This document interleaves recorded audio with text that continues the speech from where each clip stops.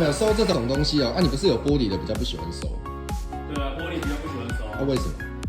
因为如果你在搬运过程中不小心撞到的话，它就坏掉，那视同废弃物了。因为你自己看，这很多东西虽然它都是拼上去的，当你玻璃破掉的时候，你要更换是一个非常困难的，等于它有修补的痕迹啊。一般这么精致的东西都是放在百货公司的，不然放在一个比较漂亮的店里面。那你有修补过，它当然不要了，对不对？那间接影响到你卖的速度快与慢。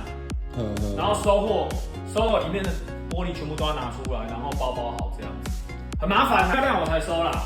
哦，对了，我是说业主漂亮我才收啦。歪题。